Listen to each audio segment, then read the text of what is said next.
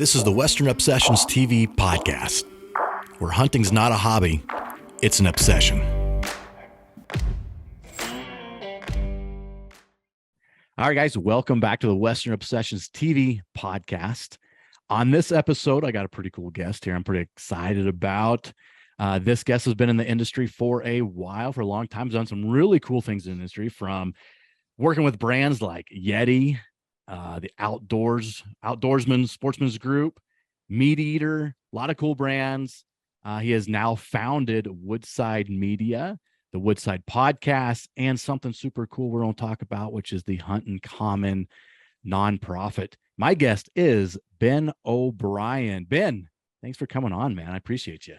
Man, that's one hell of an introduction. Thanks. Yeah, hey. Saves me a lot of work saying who I am. I like it, dude. Thank you. Well, if I missed anything, man, fill in the gaps, man. What do you want to say about who you are? Oh, man. That is a lot of it. I've been talking a lot about, been in some other podcasts and just kind of talking about how I got in the industry. And I got in when I was 22. I've been hunting since I was 12, probably old enough for my dad to take me. And I got in the industry when I was 22. So I've kind of grown up in the hunting space, for good and for bad. So a lot of people that have known me for that long have probably seen me grow up in the hunting space, in the community, in the industry at large, whatever it might be. So I'm only 36. But man, I've been doing it it'll be 15 years coming up here. So yeah, it's kind of a weird dynamic to have gone through your early, mid, late 20s, early 30s, become a father. All of it, and all those experiences you mentioned as companies and brands and things that I've done have come over, the 20s and early 30s in my life. So it's been cool to track my own life within the hunting space. Yeah, and that's pretty cool. You've been into this. I don't know if you've been in this space, but let's back up a little bit. I love finding out how people get into hunting in general. So I heard you mention your dad. Is that the case with you? Yeah, it is. It is. My dad's actually flying in this evening. I'm going to go pick him up from the airport. We're going to take my 6-year-old son on his first overnight hunt. He's been on a lot of hunts with me, but his first overnight hunt, we're going to go tag a couple of antelope in Wyoming. And cool. My dad's getting ready to turn 70, and he started me hunting when I want to say I was 10, and then you had to be 12. I'm from Maryland originally. So at that time you had to be 12 to hunt. And so as soon as I was 12, I was out there. And that really I see this in my own son now. Really, my only interest early on was following my dad. I mean, if he would have been a golfer, I probably would have tried. I would have sucked really bad at that. Not to say I'm good at hunting, but I just wanted to follow him. I just remember this kind of larger than life figure, and he and his friends became my friends. I regularly hunted with 3 or 4 guys that were all over 50 and hung out with them. And that was just my crew. And that was how it was. And I really enjoyed that coming up. And it was certainly never any trophies involved. There was a couple of times where I thought we got a trophy, and I look back at those antlers now and I chuckle. I mean, just like a basket rack 8-point was a trophy for us.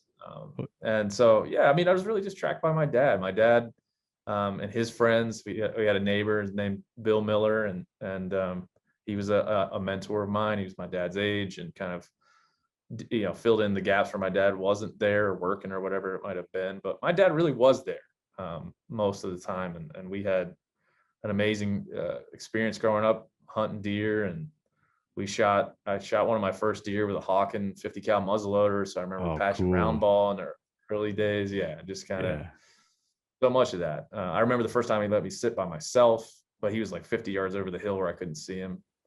And so I remember all that stuff, man. Yeah. So my story really is just his story. And now to have him come and be a part of my son's story is pretty beautiful along the way. Yeah, so it's 3 generations going on this antelope hunt. Then this is your son's first hunt. That's right. I mean, it's his first time. We discussed last night. Yeah, we discussed last night. He's a hell of a pheasant grouse plucker. I mean, he's like a machine, and he does it really good. He's very meticulous about plucking. So he understands. He's helped me butcher just about every animal I've killed since he was old enough to be there and understand it. He certainly has helped me, do European mounts in the backyard. I mean, he's like, so he understands it. But I did ask him last night. I said, listen, you're going to see something die. Like, we're going to kill something. You know what it's like to eat it and butcher it and see the process from meat to, plate. But you'd never seen this other thing. Right. And I was like, are you ready for that? Do you want to talk about it? Like, it's going to happen. And he said, no, I'm good. He's like, I can't wait to have some. That was his response. So yeah, this is really his first time being there for kind of a big game kill and being, I remember my first time seeing my dad gut a deer. That was interesting. So he's going to get that this weekend. The smell of gutting that deer, I know. And that's really cool. You had that talk with him because you don't know how someone's going to react for the first time they see something die. And it could go either way. Like this sounds bad, but I loved it. I mean, it was like very exciting for me. We, going out hunting for me the first time with my dad and my mom, but my sister was completely opposite. She went out and she absolutely hated it, never wanted to go back. So that's really cool. You had that talk with them early on. Yeah. Yeah. That was very cool. Yeah.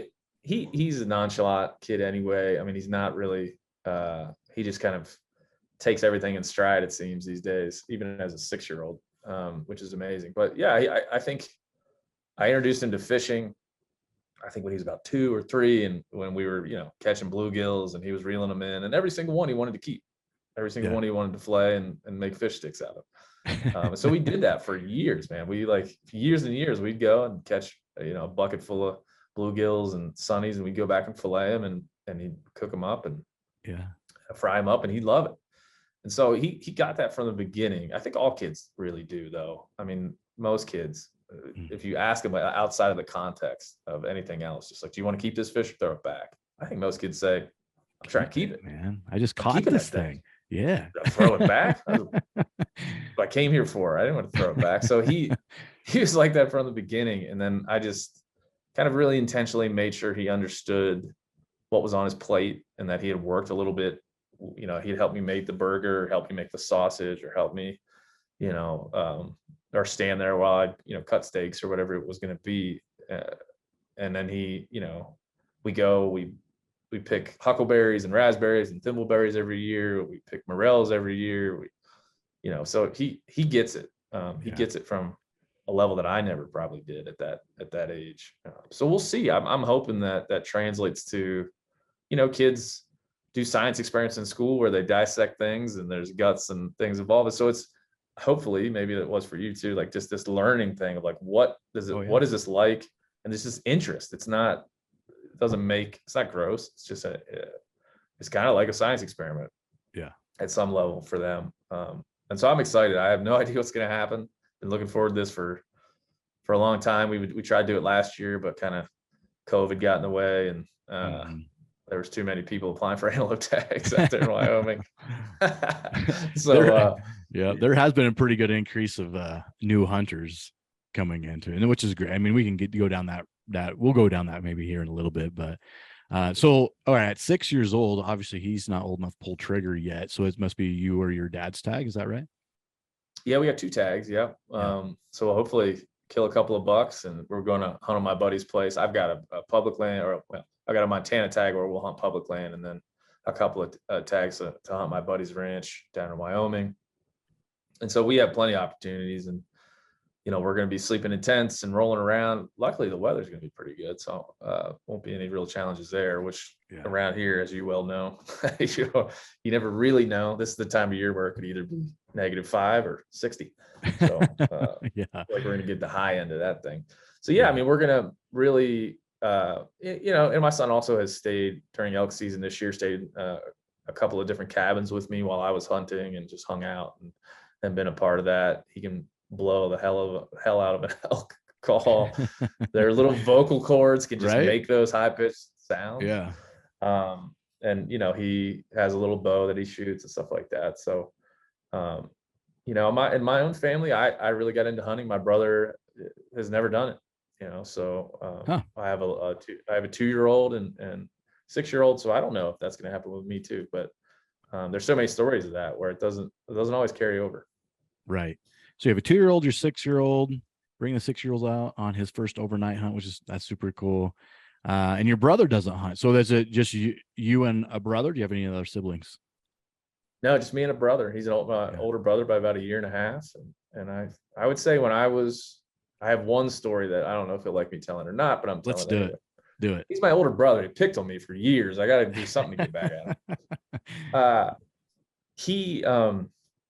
There's one when I knew we were different, and this probably wasn't going to be a thing that he did. I would say I was probably 18. And my dad, we had this tradition on the Saturday after Thanksgiving, we would go out for the rifle opener in Maryland. My dad had a heart issue, had heart surgery weeks before, and the doctor was like, no, you can't go. And we had already scouted this spot out. We had already built a little blind, like we kind of knew what we were going to do. It's this cool public land spot in Maryland. We were going to hike in the morning and cross some creeks, and we had all our boots stashed and things. It was this kind of ornate plan that we had, and he couldn't go. And he said, you should go. You're old, like, go, man, you can do it. So, okay. So I got up, it was an hour drive and a 2-hour hike in. So I got up at like 3 a.m. I go to the gas station right by our house, and I'm pumping gas, and I look over, and there's my brother. It's like, he hadn't gone to sleep yet. And he's coming back from what essentially was one that he didn't start, a bar fight that he didn't start, that he helped to finish. So he's like, runs across the parking lot. He's like, oh, you won't guess what happened, man. All of our mutual friends are there. They're just, they're in party mode. Yeah. Like, they're 19, that's what they're doing. So I realized, like, I'm by myself. I'm about to drive into the woods and go alone. And here is all my friends and my brother out, living the 19-year-old, life. And I just knew at that point, I'm like, this is different. Like, it's just, I'm different. I don't care about that. I did plenty of that kind of stuff in my day, but it just wasn't as compelling to me. I didn't care. I wanted to go to the woods, and that's what I wanted to do. And he just never did. And that stuck throughout his life and mine. He certainly appreciates what I do and loves to talk about it. Certainly love to have steaks when he comes over, but it's never something that stuck with him. Right. He'll eat the food, but he's not about to go out and harvest it. Yeah. Yeah.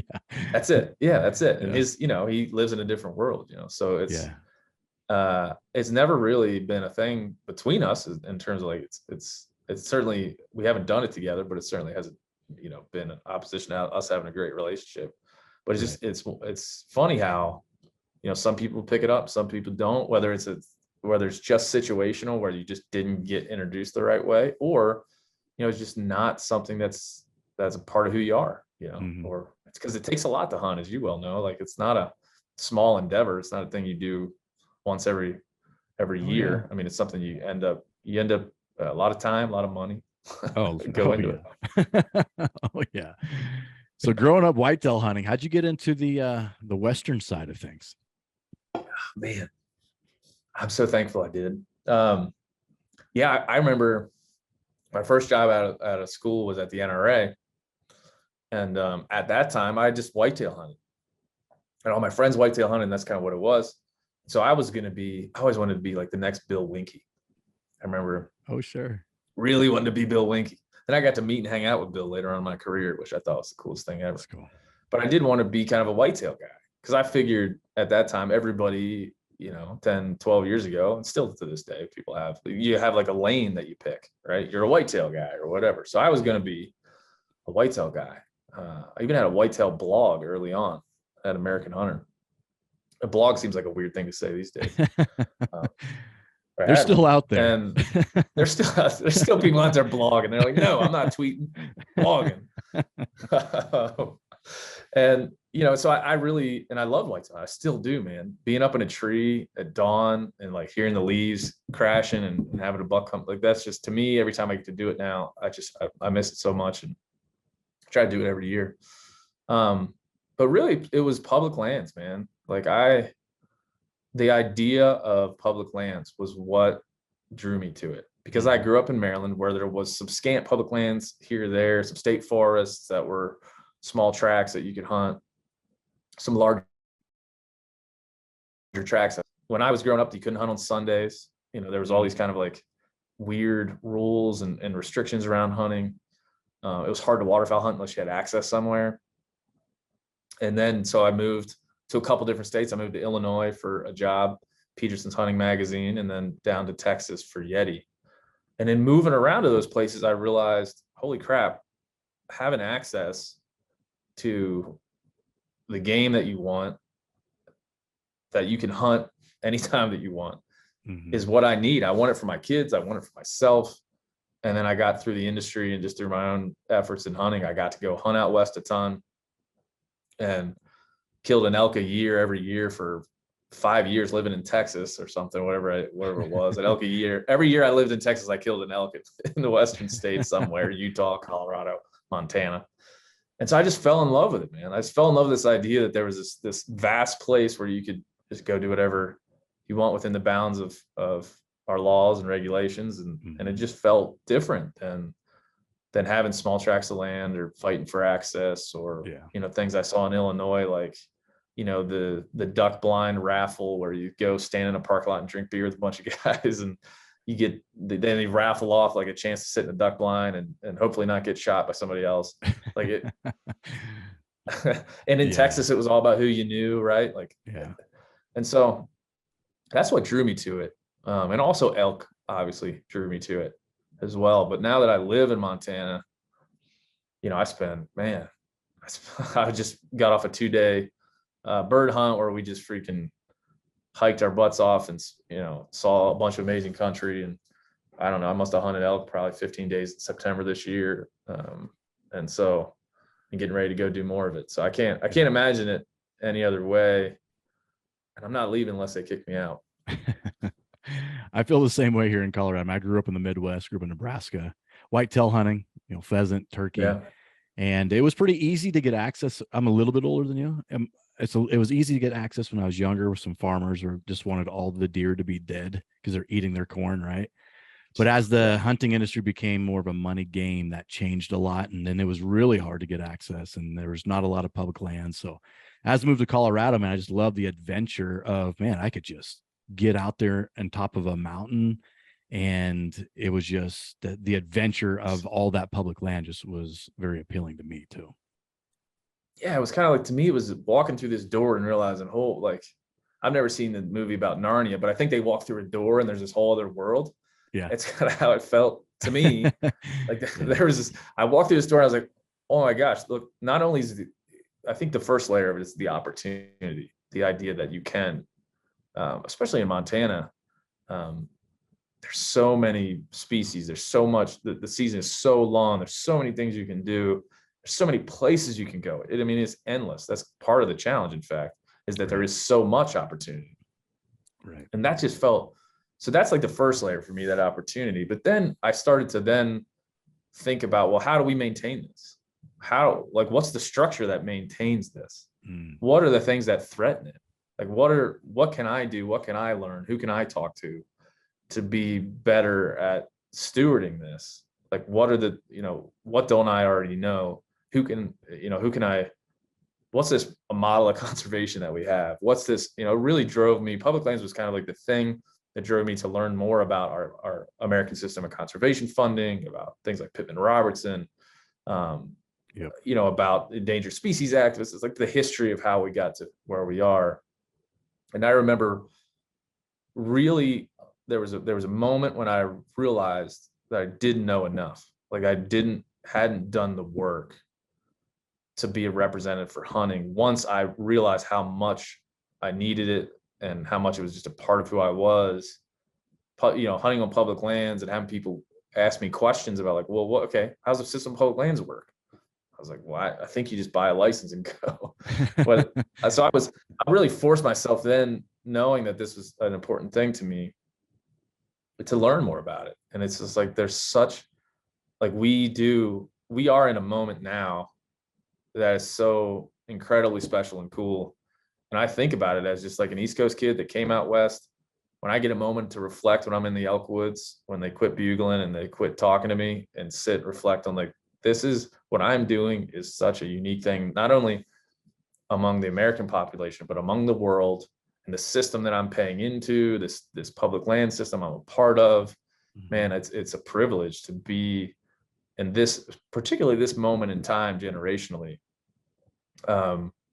You know, my dad, here's my dad's comes out West 2, 3, 4 times a year to experience what I'm experiencing. So I brought him along in that. So I'm very appreciative of it, but that only started by, you know, discovering it, walking through that door and realizing there's a whole world that personally I'm passionate about. But then it was like, oh man, intellectually, there's a structure around it. There's a system that supports it. There's a value system that's intertwined and woven into it. And that even made me more passionate that it feels right on a personal level, but on an intellectual level, I could take it now, break it down and explain it to anybody that wants to know, Right. you know, what it is just from a practical standpoint. Well, maybe we get into that at this point. I know, you know, a lot of listeners might not understand the conservation side of it and why we have public lands and how we keep public lands public. And which is another topic I wanted to get into is it seems like there's quite a bit of an influx of new hunters over the last couple of years, which is amazing for us raising capital to continue to have public land, but also sucks if they're in my spot. Oh, everybody, let me just say this, man. I feel like everybody that comes, like that gets to the trailhead and pulls up to their spot and there's a truck there, you immediately hate that person. That, I think it's just like human nature, because you have worked hard, you have this intellectual property you think is yours, and somebody else snaked you. So I think, like, I've always been honest, like your first emotion, most people, not all, but most people, their first emotion is, damn it. Yeah. That bastard.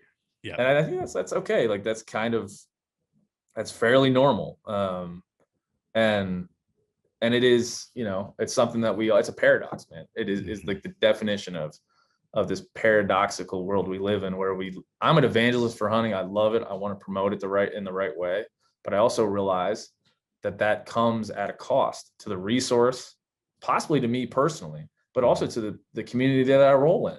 And I'll tell you that I called in a dude the other day on public lands, he called back, he came over the hill. I'm like, oh, there's a dude, kept calling, he came the rest of the way. And he was like, hey, Ben O'Brien. I was like, damn it. I was like, damn it. I hate myself. It's so that, like, yeah, I mean, it's a paradox. It just is. And for anybody, the thing that I don't like, the thing that bothers me about it is, like, if we could all admit, it's very complicated. Like, these things are incredibly complicated. The history is complicated. The politics, the ideologies, all very complicated. It frustrates me when somebody tries to simplify it, you know, based on one narrative or the other. Like, don't talk about it, only talk about it in this way. You know, it's just not simple. It just really takes a commitment over the longest term to figure it out, because not everybody can hunt. We don't have the resources for that. Land, wildlife, we just don't have it. But we should all agree that we want the greater society to think it's a good thing, because I think ultimately that's the question that society is asking us. The non-hunting public, which is 90% of the people that live in this country, there's probably 5% that hunt, 5%, I'm making these numbers up, but in general, it's probably true. 5% that hate it and want it to go away, 5% that love it and understand it, and then 80 or 90% that just have this singular question in their minds is, like, is it good for society, and why are you doing it? Like, why are you killing things? And so that, to me, is like, that's when you dive into that, you just realize it's complex. There's some oxymoronic notions built into it, killing things because you love them, all these things it's very easy to explain an anti-hunter's perspective, and very complex to explain a hunter's perspective. And that's to our detriment, which has been why I really wanted to learn as much as I could, so I could articulate those things in a way that one made sense to me. So I didn't feel like a hypocrite, but just made sense to other people. Right. And what would you say to explain that to a non-hunter? Maybe they're, maybe not a non-hunter that's coming at you with some hate, but just wants to understand what it's about.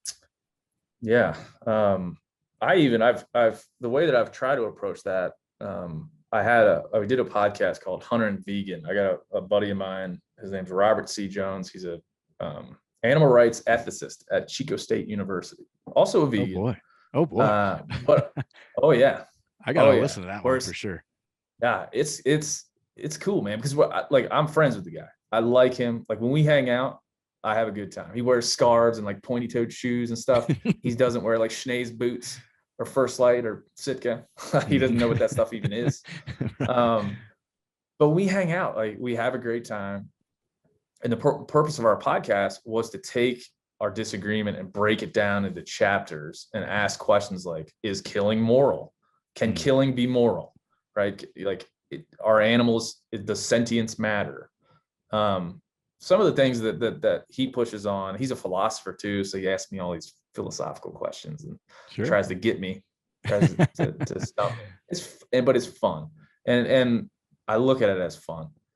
If he gets his way, I never get to hunt again. If I get my way, he's going with me next week when I go to antelope camp. Heck yeah. But we're probably never going to get either one of those things. But he has made me such a better hunter and also a better like articulator of, if that's even a word, better able to articulate what I think hunting is and what it should be. And so when I articulate it to him, I think it comes down to, there's a core idea, and man, it's very leveled. But when I talk to non-hunters, I say, look, let me be honest with you. I'm an evangelist for hunting. And for a few reasons. One, a personal level, it's a huge part of my life. Like it feeds me, it keeps me physically and mentally healthy. It gives me a craft to hone. It gives me a set of skills and understandings I wouldn't have otherwise. It connects me to my humanity. It allows me to really understand my place in an ecosystem, my place in the natural world. It educates me in a way and drives me to be, really a full participant in nature. And to understand, there's this idea of tragic knowledge. That's a philosophical idea that to understand death, you have to take part in death.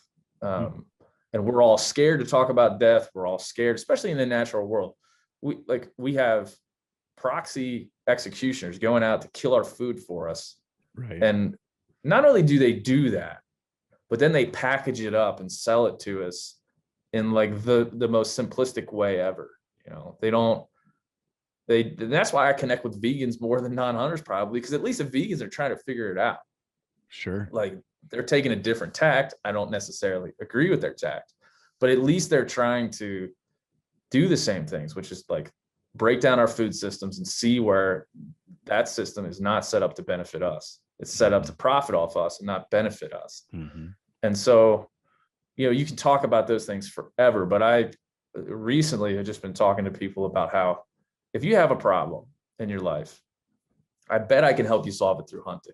And I'm not being, that sounds like an incredible amount of hubris. So I put that out on the table to be like, man, like I put that out on the table as like, I know that kind of sounds like a bit of a douche, but I can tell you from personal experience, if you're struggling with like modern technology, if you're addicted to your phone, if you're addicted to TV, if you spend your nights binge watching Netflix shows, which I often do, if you're physically really unable to engage in something, like you just don't like to work out or you don't like to run just to run, there's many things within hunting that'll push you physically. If you feel disconnected from the people around you, if you don't have good connections, if you're watching a sports game and you feel like, man, this is kind of meaningless. Like I'm rooting for something that doesn't have any real meaning. It has cultural significance, but it doesn't have personal meaning. You're not playing in the game. If you don't have a skill in your life that you're crafting, like if you don't go out to the garage every night and make do some woodworking or garden or whatever that might be. If you feel disconnected from your food and your food is making you unhealthy, this is a way to solve that problem. if you feel disconnected from your children or your spouse, or if the modern world and all of its ills are getting you down, man, I think hunting can be the thing. It doesn't have to be. There's other things that I think can solve those problems, but I've seen through some of the media I've done and just hearing from people, and then also our nonprofit, which I know we're going to get into, that hunting is a force really for good on a personal level. Get away from the structure of how it works within our governmental system and all the other things that we've set up, which I think is also good. But like on a personal level, I think if you do it the right way, and if you step into it in the right way, you'll find that it solves so many things. We have such an issue. I have young kids. I worry about their mental health all the time. Oh yeah, I really do. Have you read every time or I see heard somebody? Have you read or heard of the book, The Comfort Crisis? Oh yeah. I've read that book. I was reading it. I read it last year in elk camp, actually. I was in my tent. I think that hits the nail on the head. I think that's kind of what you're talking about a little bit there. Is we're so comfortable as society, and we're not challenged. Obviously our food is not the best either, but just getting outdoors, out in nature's got healing properties in itself, and then challenge yourself. Like going on an elk hunt is probably like the best masogi, that if you remember the masogi thing, right? I do remember it. Yeah. It's something super hard outdoors. Like 10% of elk hunters are archery hunters, maybe harvest an elk, but super challenging, super physically challenging, mentally and outdoors, man. So I'm with you on that. I kind of like what you're saying there, man. Yeah. I mean, I think, when I look at it on a broader scale, I mean, I think like if you really allow yourself to open up to some of the things that I'm saying and look at hunting that way, you're going to get to a point where you're like, well, I'm going to understand my humanity a little bit better, understand my place in the world, have a sense of purpose. Yeah. You go back, I always talk about sharpening the life knife.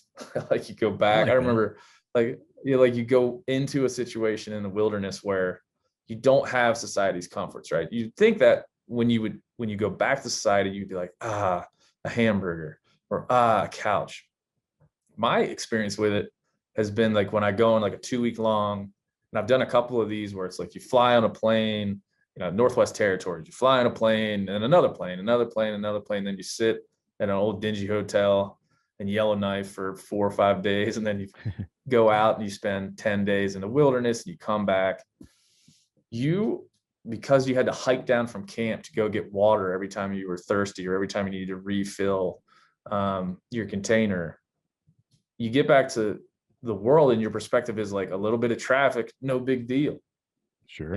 You appreciate those comforts in a way that adds to your understanding of what you said, what comfort is, and like why it's not necessarily always a good thing. It quite often is always a negative thing. And so that's baked into what I'm talking about as well. So some of the newer hunters come at it from food first, and then they discover these things. Yeah. And I tell people, you're not going to discover them. It's not like stepping under a waterfall. Like you're not going to discover it all at once. Be like, look at all this stuff I just discovered. You got to commit to it, and it comes in waves. Like if you're a new hunter, you've never done it before, the first thing you might discover is that food seems a little bit different now. I appreciate this, and I'm telling the story of my food to everybody that's at the table, and I'm telling them like, hey man, like this grouse flew off the ground, I shot it, we had to go down with the dog and find it. You're telling the story of your food all of a sudden, and maybe that's the first thing you discover.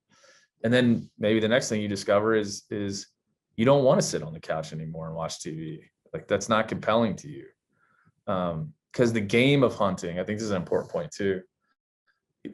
The game of hunting, and it is a game, because we could all not play it and just go to the grocery store. Like we don't need to do it, but it becomes this immersive, like 3-dimensional game of skill and like take on an elk with a bow, to call it in, to learn to speak its language, to call it in.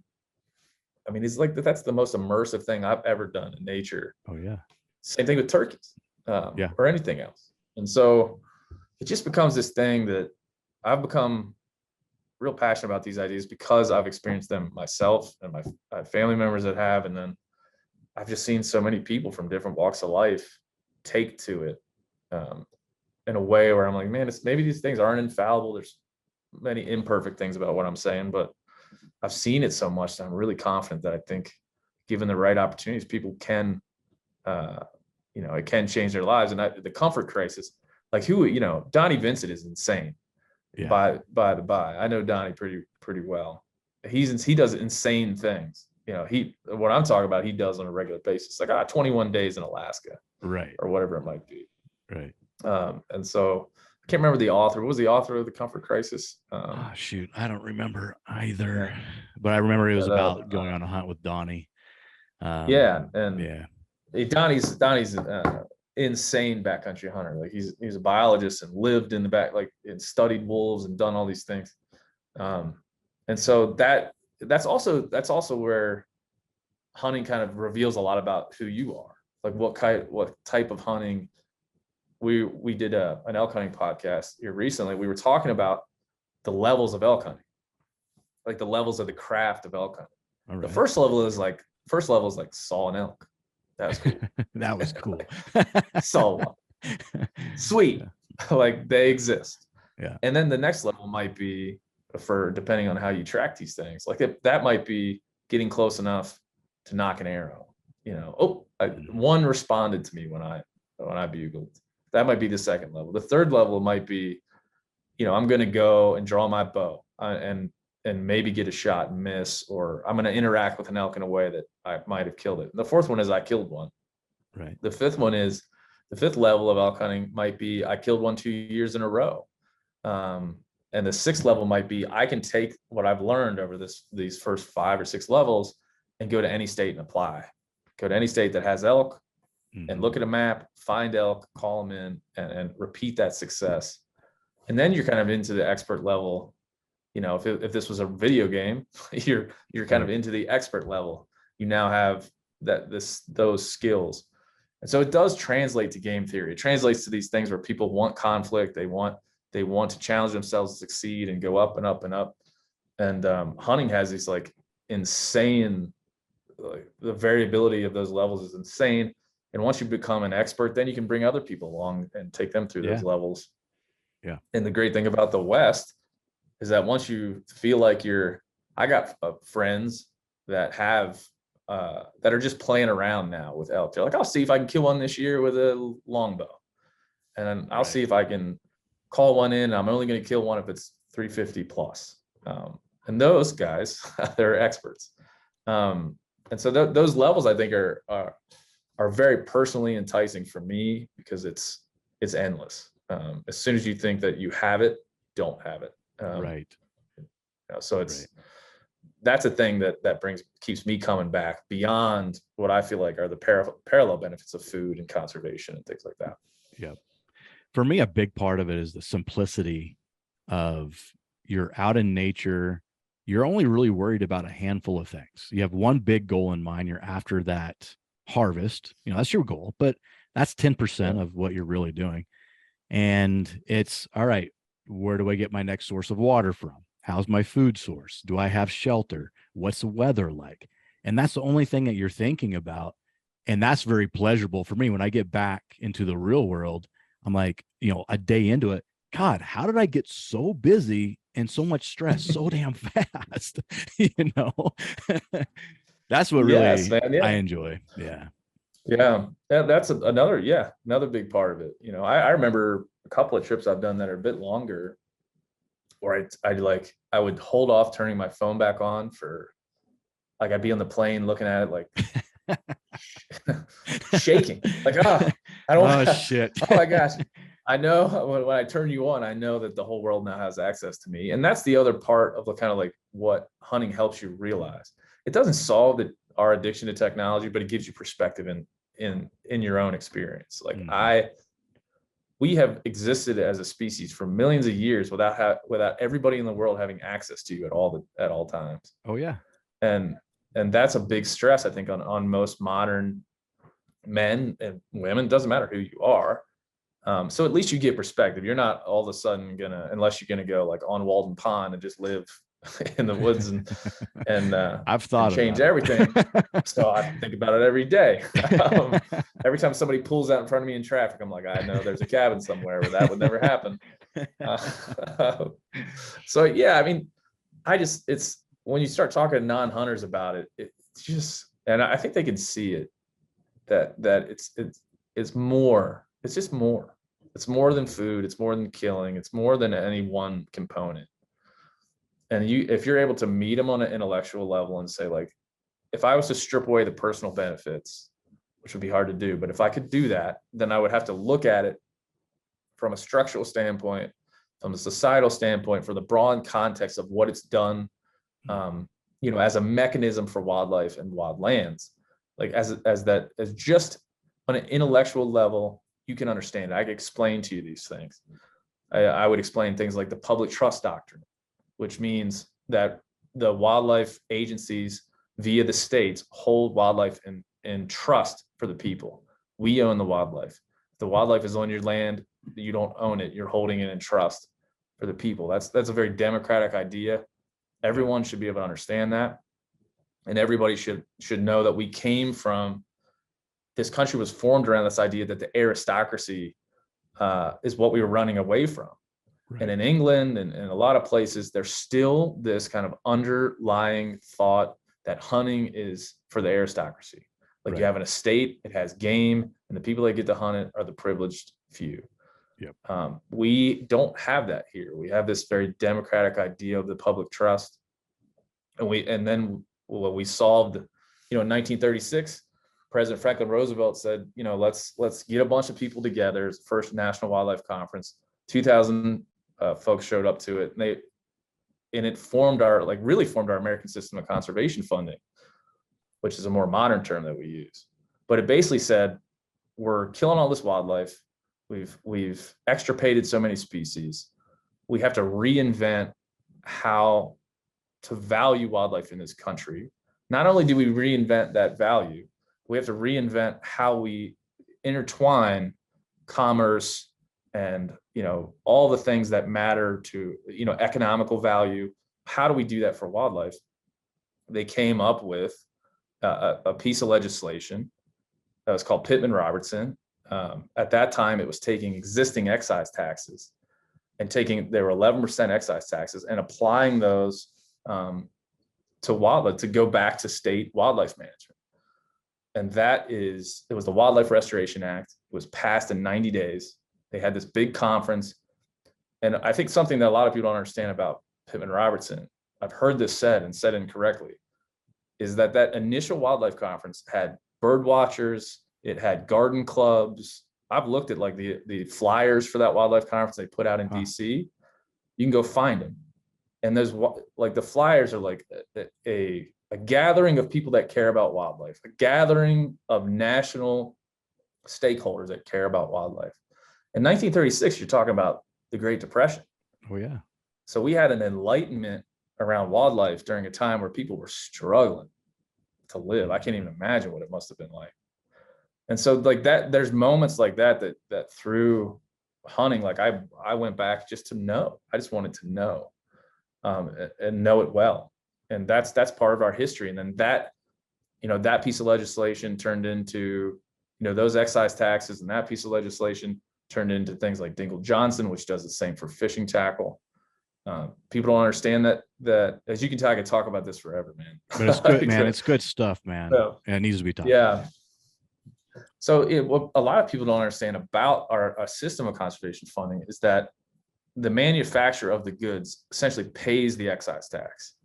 And so when you go buy a bow, if you look at your receipt, I'm pretty sure you don't see that excise tax there. Yeah, so the manufacturer is paying that excise tax on the cost of the manufactured goods. So it's this idea goes back to another core, like we talked about public trust doctrine. The other core of this is an idea called user pays public benefits. And that's the core of our system of conservation funding, is that we pay.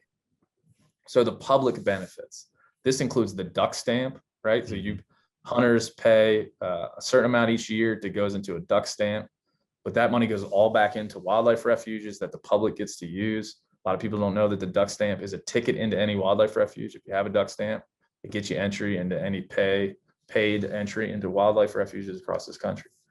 And so there's a bunch of legislation that was passed after that to help protect this idea of user pays public benefits. Right. And so we have this system where, a lot of people will say, and there's a current attack on Pittman Robertson specifically because it taxes guns and ammo. Yep. And the attack just basically says it's a tax on a constitutional right is kind of what this attack says, and we need to fund it a different way. I get that. It's like a pretty valid point to be made. But the point I would make in return to that is to go back to user pays public benefits. Like, we have intertwined the economic value of wildlife with the people that participate in the thing. If we decouple that, if we separate those things, we have taken the core of our system of wildlife that has worked over those 90 years or whatever it's been.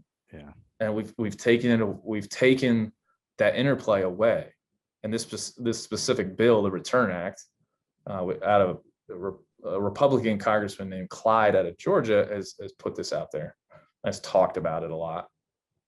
And he wants to take, I believe it's royalties from federal oil and gas leases, which is a more stable income, because obviously these excise taxes rise and fall with the amount of goods sold within Sure. archery and firearms and fishing.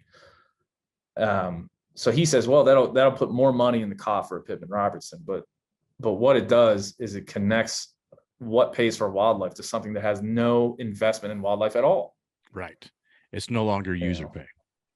Yeah. Yeah, it's no longer user pay. You have, like, the money coming from into Pittman Robertson no longer has any connection to the actual use of the wildlife, the consumption of the wildlife, the legislation around the wildlife. And so that's such an important piece of the structure there, that if we move away from that, we just cut the legs out from under the things that we've achieved to this point.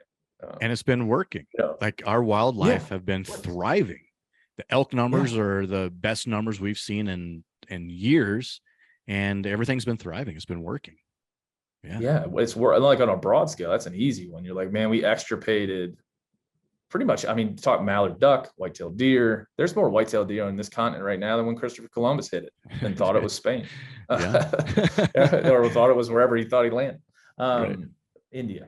But so we have there's two examples of this. One, I think, if you know anything about RMEF, if you know anything about Wild Turkey Federation, if you know anything about Mule Deer Foundation, you'll know that there's a period of time, take turkeys, for example. There's a period of time where we had extirpated turkeys, and hunters and wildlife conservationists from the NWTF went and made deals with state agencies and government agencies. They went and netted turkeys and translocated them all over the country to reestablish population. We're a generation away from, on the other side of that at this point. And here we are hunting turkeys as if they always existed in these places. Right. Some people do, not everybody.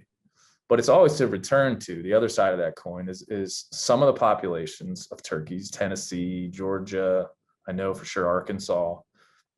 Turkey populations are now on the downslope.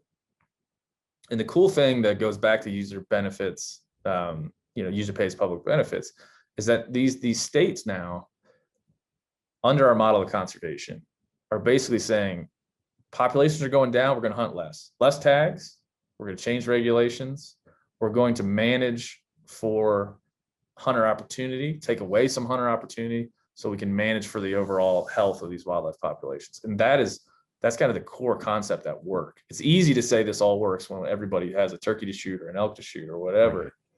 But the test is when we don't, or when something is happening, and likely with turkeys, it's a myriad of things: habitat loss, habitat fragmentation, overhunting, whatever it might be. It's quite a few different things. Yeah. It's the different things. It's like it's a construction of many things. Mm-hmm. And I think what's important to know, and which denotes that this thing is working, at least in my experience, is that hunters are the first ones to step up and go, yep, take my opportunity away, because I care more about the turkey populations overall. And this happened in Tennessee this year. This is happening across states, where hunters are standing up and going, I understand. I had 3 tags. Now I have 1. I had 5-week season. Now I have 3. I get it. I'm here for it. What else can I do? And the duck stamp is one of the only taxes in American life that the constituency that gets taxed goes, yeah, raise that thing, raise it up. We don't care. We're all for tax it. us more. Yeah. Tax us more. Raise it up. 12% excise tax. We're in. So that's the things, like when there's a non-hunter that's questioning some of the stuff, like when you explain it to them like that, people's jaws drop on the floor. They just don't understand. Yeah. They just don't understand the depth of how this is working. It's not only working for wildlife, it's working for the people that care about wildlife. It's engendering the right type of participation. Yes. And man, that's something when you see it in play, like with these turkeys. Man, it's amazing. Yeah. Yeah. And it is amazing. And that we have us collectively as hunters are willing to do that, because we understand the species. We know what we want, man. We want more species to hunt down the road, right? So if we got to take a back seat for a couple of years, we're okay with it. Yeah. Go down. Yeah. Yeah. And that's what you would want, right? Because you go around the world and you look at kind of how wildlife is valued. We, in this country, everyone agrees, even non-hunters, even animal rights folks agree that we want these animals around. Yeah. We all agree. There's like this general agreement that we want elk. We're good with it. Like nobody, very few people are mad that elk exist and want them to go away. And so we live in a country where we have that baseline. And then we also live in a country where, we just need to talk a little bit more about the things that hunting does on all the levels that we've already kind of rolled through. And I think it translates to just this, to that question is like, is this good for society? On a personal level, on a structural level, ideological level, philosophical, whatever it might be. And I'm like, if you sit with me long enough, I think most hunters can do this too. Like if you sit with me long enough, I can tell you parts of that are going to get you at least to, partially understand where I'm coming from. Yeah. I mean, obviously you've proven the point that it is good. If you can agree that we want these animals here, how do we keep these animals here? Well, we have to raise money to help with habitat and conservation, to help these animals stay here, because the human population just continues to increase and we continue to take over more lands, and it needs to happen. So I'm with you 100%. I think most people would be, especially a non-hunter that heard the talk that you just put out, that they would be right with you 100%. Yeah. I remember when I moved to Austin, Texas, I had never lived in a place, I don't know if you would call it liberal place, but a place where there wasn't a lot of hunters floating around. And I went to work at Yeti and I thought, it's a hunting company. There's going to be hunters everywhere. It's going to be great. There was a few. But there was a lot of people that I work with every day, or I went to parties with, or wherever I ended up, that were like, you're the hunting guy. Explain this to me. I was like, you were the raisin the bowl of milk. Yeah. I was like, wait, what? Can't we talk about something else? And so it just forced me to I was like, man, if I'm going to be that guy, and I love this enough that I'm like, I got to know this stuff. Yeah. I got to know it deeply. That's true. So that's what really triggered that for me. Cause I was at a couple of cocktail parties or wherever I would be, where somebody would be like, tell me about this Pittman Robertson. And I'd be like, 11%. And I didn't really know much about it. And I did one time, I was writing an article for Peterson's Hunting about Pittman Robertson. And I did a little straw poll with 100 of my hunting friends, colleagues, whatever. And I asked them, what is Pittman Robertson? And I was like, I just want an answer. It could be a sentence to know that you understand what this is. 97 out of 100 people I talked to didn't know. Right. What it was. Some of them tried to get through it, but none of them knew what it was. I mean, it just as a general rule. Right. And then you start to realize that this is a tax. It's not voluntary.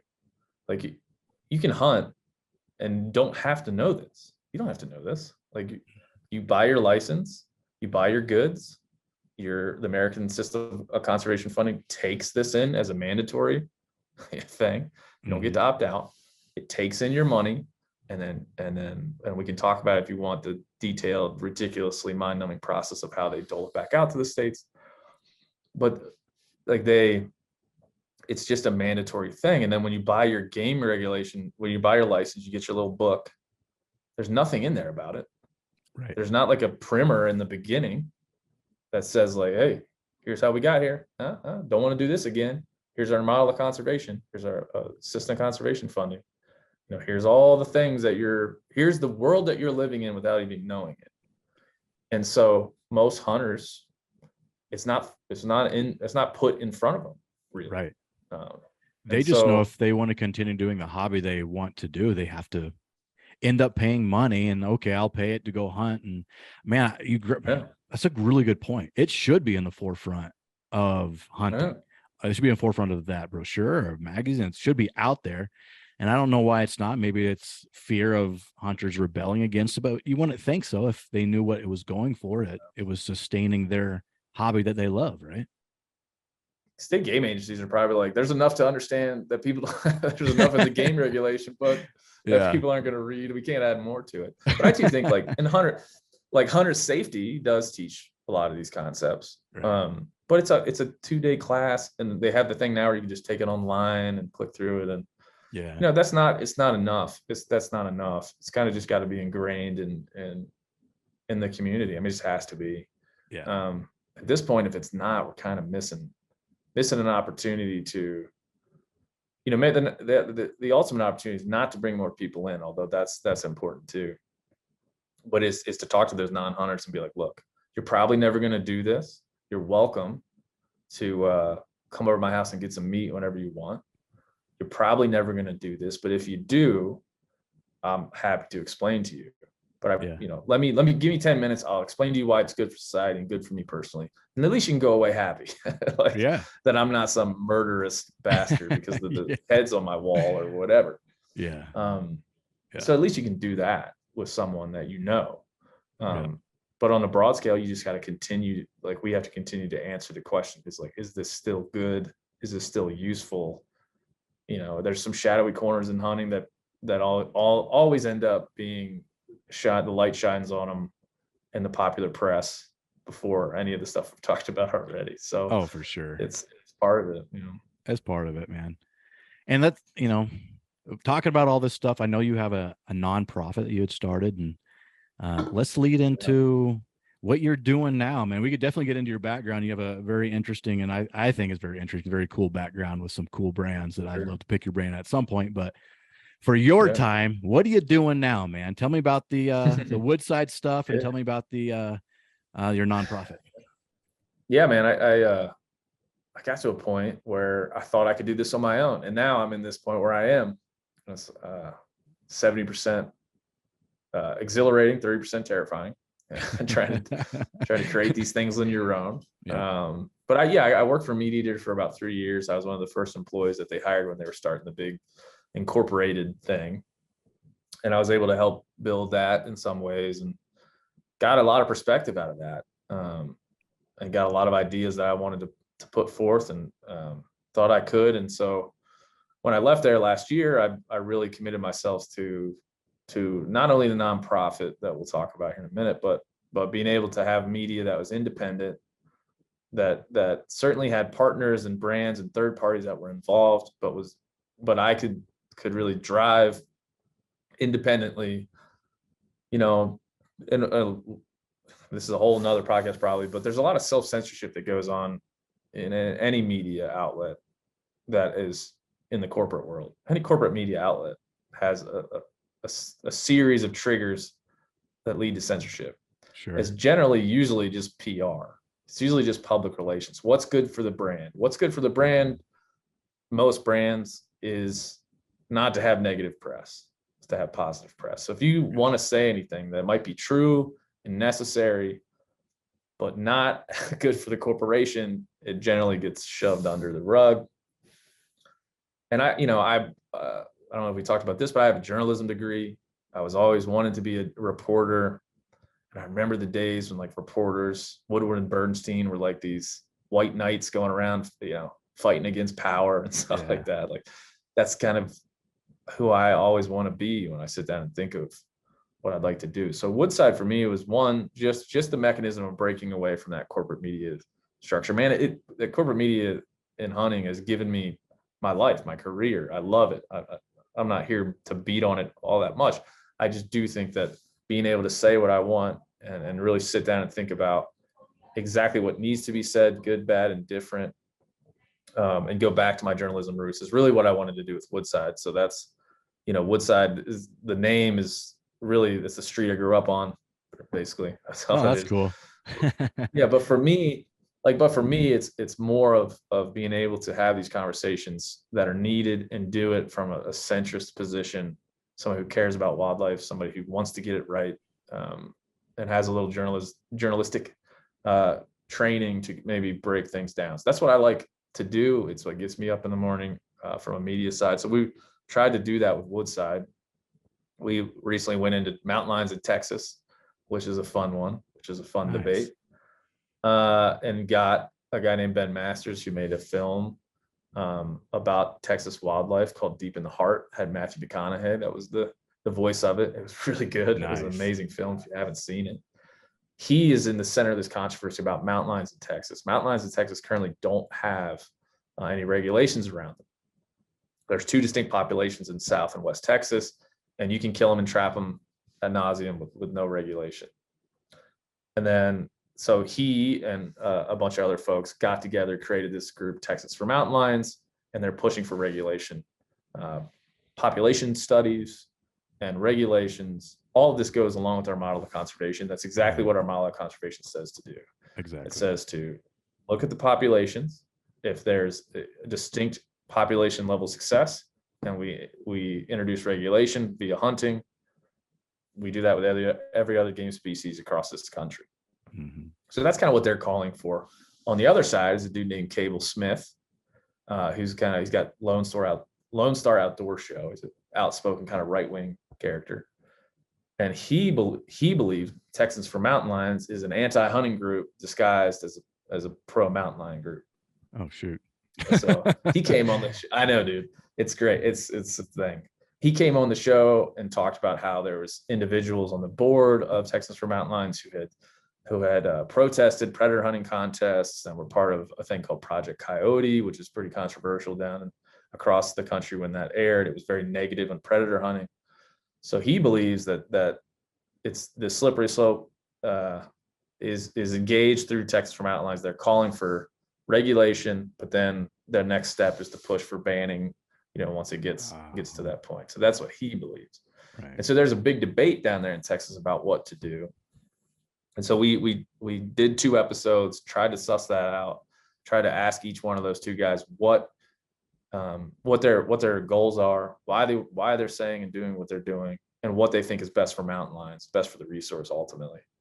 And so that's the kind of thing I love to do. And the kind of thing that gets me going. And so that's what Woodside is. And then we've been introducing species-based shows. We did Roost, which is the turkey hunting show. It's kind of learn to turkey hunt from A to Z. So we did 8 episodes, myself and a buddy of mine, Sam Soholt.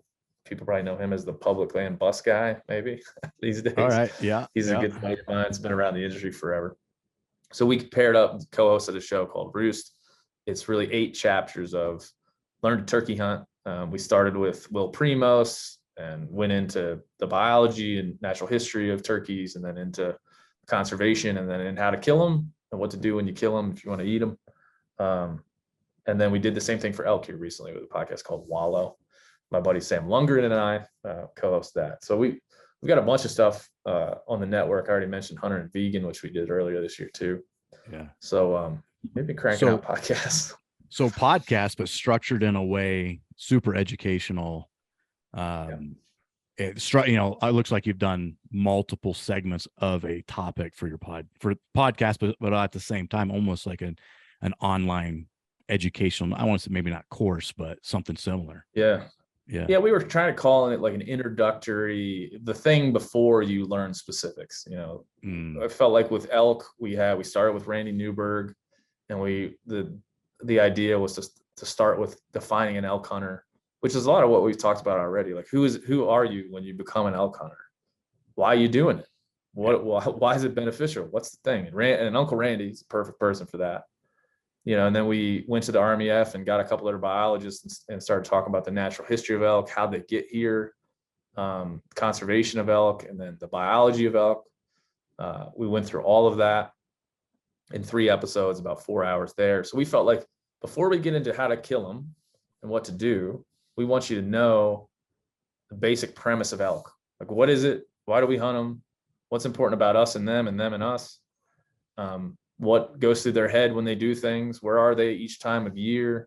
We learned like all kinds of crazy things, like elk have a clicking sound that they make with the joints in their ankles. Oh, I didn't even know that. I didn't know this either, man. I didn't know this. Like, this guy, Tom Tooman from the RMEF, took us through things like that. Like, elk, there's a joint in their ankles that clicks when they walk, and it lets other elk know. It's an auditory signal that lets other elk know that that's an elk, that's not something else walking through the woods. So I asked him, I'm like, should I bring a clicker out of the woods now? That's where my head's going. That's where I'm at. I'm probably going to do it here at some point. But yeah, so little things like that. But that goes to show you, like, there's a million things we can learn from guys like Tom Tooman, who was a 30, 40 year elk biologist for the RMEF. And then we went in and we had Corey Jacobson come in and just do like the basis of calling. Like, what are the noises you want to make? What do those noises mean? And we learned a lot from him about emoting and calling elk. Like, he basically said, you need to learn a mew for a cow, a challenge bugle, and a location bugle. And the rest of it is your own emotion that you lay into those calls. Mm-hmm. So we learned a lot there from him. And then we had Ryan Lampers in here to talk about gear. There's like a 3.5-hour podcast talking about gear. It was wild. And then had Remy Warren talking about like high level, like the playbook of elk.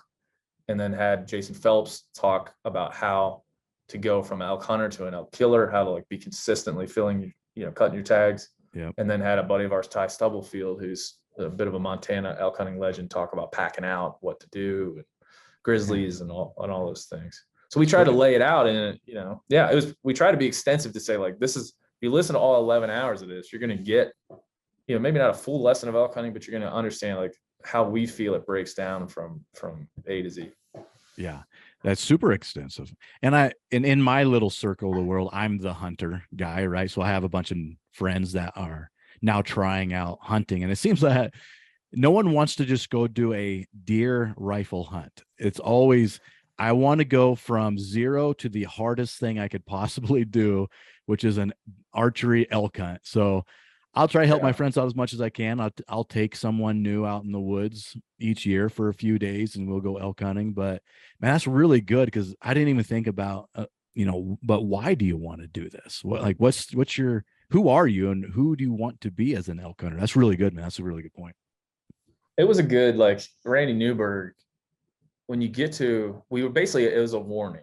Like, that podcast is like, listen, you're going to get into this, and then it's all you're going to think about. Just to warn you, before you listen to us for 11 hours, this is what's going to happen. Like, you're going to be like, hey, this might be a cool thing to try. And then the next thing you know, your wife's pissed off at you. You got no money. And that's all. That's so true. This is a warning. It's a warning. Yeah. Like, this is going to happen to you. Yeah. So that's what, and we try to approach those podcasts as, again, like a chunk of things you can binge listen to. Mm-hmm. and get it all. We did the same thing with the turkey podcast. You could get it all, but it was laid out in like chronologically, so you could understand from A to Z what you needed to the concepts you needed to push to. Yeah. And luckily, all these expert hunters were willing to talk to us, and we tried. The other thing I wanted to really do with those particularly is take this, like, I would say, even though I love elk hunting and I think about it all the time, my wife last year was like, you got to stop thinking about turkeys in like June and start thinking about elk. And then, because she could see that I'm always conflicted, because I love those things. Like, I start thinking about turkeys in like December, usually right after Christmas. Sure. Take my robe off and I just That's pretty I early. start yeah, it's too early. I mean, honestly, it's too early. I've tried ice fishing and skiing and stuff, and it just doesn't work. Yeah. I think about turkeys. But yeah, but like to be able to compartmentalize those things and think about them that way, I think was important. And we tried to, in what we did, we really tried to ask questions that a new hunter might ask or an intermediate hunter might ask. We discussed a lot of those levels of hunting and how to really be where you are as a hunter, not look at social media and get all hyped up that you're going to kill a bull, telling people like, man, this is you're going to be 85% unsuccessful. And, think about Randy Newberg. I think it took him 8 or 10 years to kill his first elk in Montana on public land. So,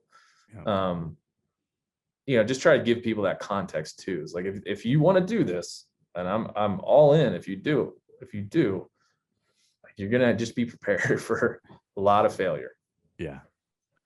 Yeah. And I think that's super important because people, all they see is the social media posts, or they see Remy Warren, or, are they listening to a podcast that, glorifies the hunting. And obviously hunting is very glorified. Like, obviously we both love it, but I'm going to go out in the woods and I'm going to harvest my first animal and it's going to be great. I'm like, probably not, but I will help you the best that I can. Yeah. Yeah. That's a big part. Those expectations we preached on both those podcasts about expectations. Yeah. I wounded a bull early this year and I was pretty honest about it wherever I could be. And it was the first time I'd done that it's the first time I did it with elk and not recovered the animal. I'm pretty sure that this particular bull is out chasing cows right now, probably, but I don't know. I just don't know. And so then after that happened to me, I remember I was scrolling through social media one day and then I realized that I just scrolled through about 10 dead elk in a 5-minute span. And I thought, I know what that is. I know that's just how things go on social media, but for somebody who doesn't know, it's a real issue. And I met a German guy that lived in New York City. I was in turkey camp with him. It was turkey camp. And he was really into hunting. He was going to do archery turkey. And I was like, what? Archery turkey? That's a tough one too. He's like, give yourself a chance, man. So he had learned, from certain individuals online that archery hunting is cool and turkeys are cool. I'm down with both. So he came out the first day, as you might expect, wounded, shot a bird, wounded it. It flew up in a tree and he didn't understand. He came to me in a German accent, was like, hey, I didn't know that happened. Like, I didn't expect it or think about it. Now I'm just crushed that this bird is roosted tonight with an arrow sticking out of it. I was like, man, I remember just talking about like, archery is awesome. The craft of archery is awesome. It is like, it's damn near therapy for me in a lot of ways. But like, it's when you get out in the field, it is a whole different thing. Like you're setting forward a series of events that quite often for many people, even people that are really, really good at it, doesn't go well. Yeah. And when I posted that I wounded that bull this year, like hundreds upon hundreds of people, I know how it feels. And so I don't know how you re-index that, but that's the problem. Man, I share my experience this year too. Is I put archery elk hunting as like the Super Bowl of my season, right? I trained for it all year long, a lot of CrossFit, a lot of physical shooting all year. And that's what I'm training for, is that hunt right there. Obviously I do a bunch of other hunts, but that's my Super Bowl. So this was a tough Super Bowl this year, but I did get an opportunity. I shot a bull at about 50 yards. I thought the shot was very good. There was a lot of reining involved. Long story short, I did not recover the bull, could not find him. And I have lost animals before, not a lot, a few of them in my day of hunting. And it always sucks really bad, but this one hit a lot harder than a lot of them did. And I honestly contemplated giving up bow hunting in those moments. In that day, the day after, it's like, man, if I had a gun in my hand, if I had a muzzleloader or a rifle, that would be a dead bull, no problem. So I seriously contemplated giving it up, did a post just like you did, kind of sharing my experience, because I don't think a lot of people shares that experience on social media that other side of it. And I got a lot of good, feedback. Hey, don't give up. Happens to everybody. And I got a lot of non-hunters being like, oh, you're real emotional about this, aren't you? I'm like, yeah, this is a very emotional thing for me. And they're like, I did not realize how emotionally involved you are in this. I'm like, oh yeah, this sucks real bad. And that sucks because I didn't get my trophy elk. It sucks because that animal, I don't know if it's dead or alive. I don't know if I killed that animal and was not able to harvest its meat and use its body to the fullest. Man, there's a lot of emotions that go on with that, man. Yeah. I remember when I was a kid, it used to be, don't talk about it. The antis will capitalize on it. And there's still some of that, I guess, online. Yeah. I did the same thing, posted my thing, and I only got positive feedback like you were mentioning there. And then later on, I had somebody message me some screenshots of some other account where they were talking about how I had screwed hunting and I was a terrible hunter and all this other stuff like that. And I was like, yeah, maybe you could be right. I mean, I certainly felt that. I mean, if you would have came to me like, you're a terrible hunter and you're ruining hunting, I'd be like, yeah, I feel that. I feel it. You don't have to tell me. I, just like you, I did a whole damn podcast, like 11 hours of recording about elk hunting. I shoot my bow and every night. I mean, the bull I wounded this year was 34 yards away. I literally shoot my full size elk target 34 yards off my back porch all the time. Yeah. And it's just, I don't know anymore. I have two young kids. So I think about time. Like every day I'm out elk hunting, I could be with them. Every day I'm out elk hunting, I could be focusing on work or focusing on bettering myself in other ways, but mostly my family. Yep. Because every time I'm out elk hunting these days, which takes a lot of time if you're going to do it right. I think I could be home with my kids right now. And I guarantee if I walk through the door, they would both run over and hug me and scream, and they would be the most excited thing ever. So I'm depriving them of that by being out here doing this very personal thing. Right. And I elk hunted alone for most of the year this year. And so it's that for me weighs the heaviest. If somebody that I've never met thinks that I did a stupid thing, I'm probably like, yeah, man, I did do a stupid thing. And even though I thought about it like you did for months and trained for months and had it all mapped out, I had it. Sharpened my broadheads. I picked the right arrow. Everything. It was like the moment of truth. I said, I need to aim a little high because there's a bush right over where his heart is, and his lower lungs. I have plenty of room to make this shot, but I'm going to aim a little. I don't want to shoot this bush. So I'm going to just, in the last moment before I sent that arrow, I was like a little bit higher than I think. That's what went through my head. I let the arrow go, and sure as hell, I shot higher than I thought. And that was my mistake. And it was like all of that. I mean, it's probably akin to somebody that plays professional sports, except the one important part, nobody really gets hurt in professional sports like wildlife. So it's the other thing. Like when I talked earlier about tragic knowledge, this is the tragic knowledge that you don't have if you just go to Yellowstone National Park and take pictures of elk. Like you don't know what it feels like, one, to kill something and watch it die, and what that feels like, which is very important. Or two, wound something, cause it pain, and have to live with that emotion. That's a very human emotion. It's very necessary. And that makes you a better person. It makes you more like emotionally there with hunting. It makes you more like mentally in tune to what it is. And when you see one of those animals, you respect it more. And I guarantee if you're having a bacon, egg, and cheese sandwich, like you don't like the idea that bacon felt pain is not or could feel pain isn't existing. And that goes back to this weird, I think, kinship we have with vegans that we don't realize. But like that is, I think for me, those emotions are so necessary. Like when I shoot an animal and go up to it, sometimes I celebrate, but these days I just kind of like become completely still and silent, and like you can't get an emotion out of me. I kind of look, if you didn't know me, you'd probably think this weird ass serial killer guy that just gets like flat eyes, when he kills someone. But for me, it's just this dump of pent up stress, especially with elk. I don't know what it is about elk because it's such a singular experience. With turkeys, I'll kill 5, 6 a year sometimes, and it's a repeatable process. Right. And there's years where I've killed more than one elk, but generally you don't. You get one chance. And I really, like you, I sat in the Forest Service cabin looking into a fire and just thinking like, I could I do this again? Could I put myself through this emotional nonsense again? Yeah, I can. Yes, I can. Yeah. Yeah. Cause it happens, man. And it's the It unfortunate happens. side of it. Uh, and I'm sure you get this being the figure that you are, is there's always the haters and the negative people out there that are spitting hate.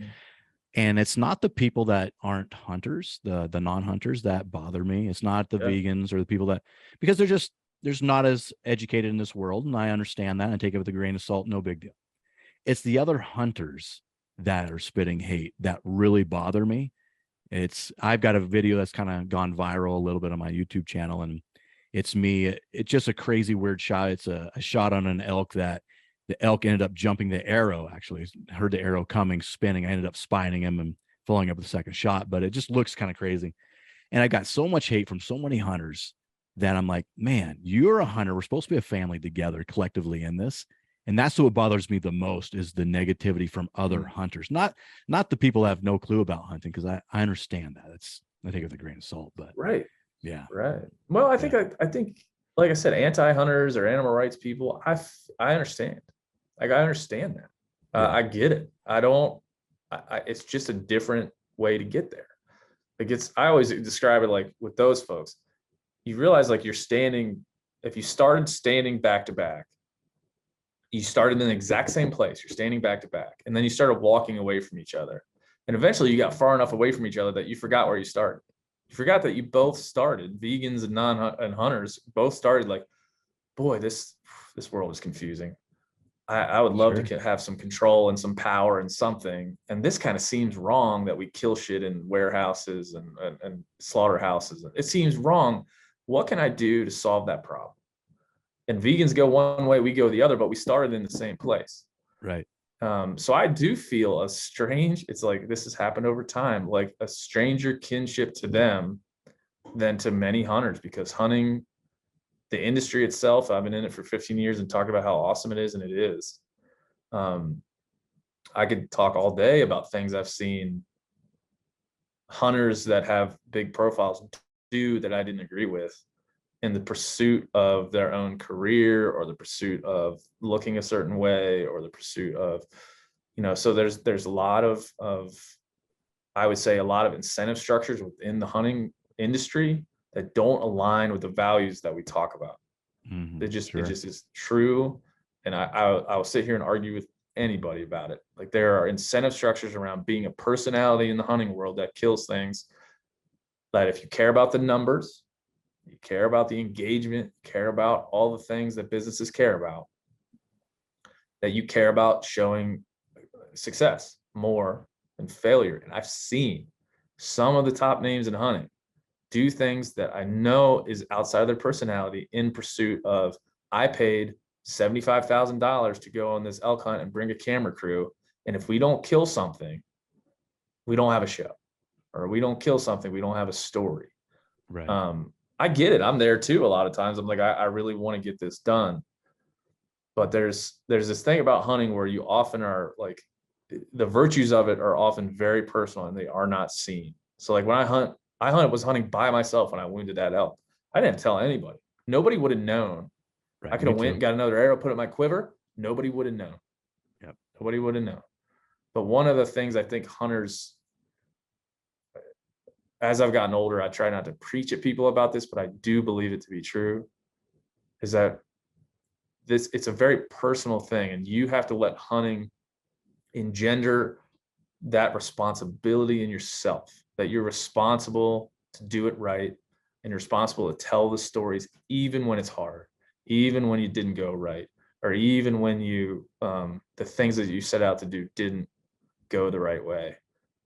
Even if it's going to mean you wasted some money and you have to tell people on the social medias that you suck today.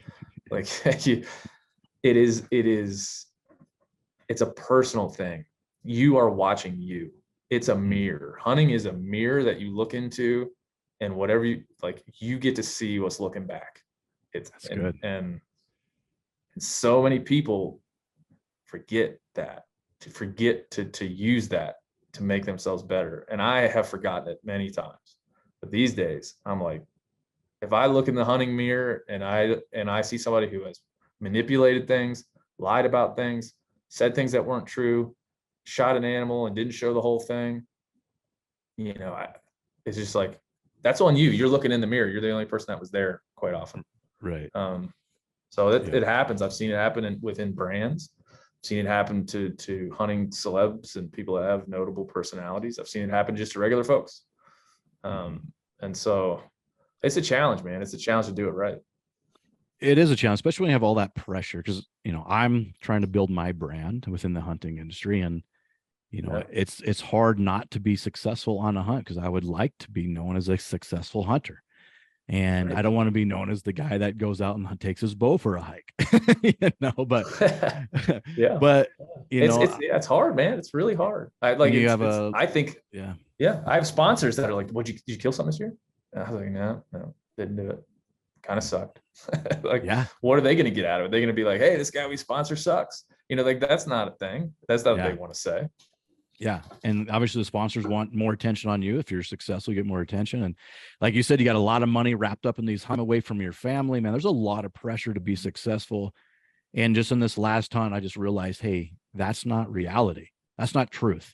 And I think that maybe if some of these bigger names or some brands that might be doing it the other way could understand and realize, hey, just by being truthful to your audience and showing them that it's not a successful hunt on every hunt, there's some maybe some bonding that could happen between them and their audience.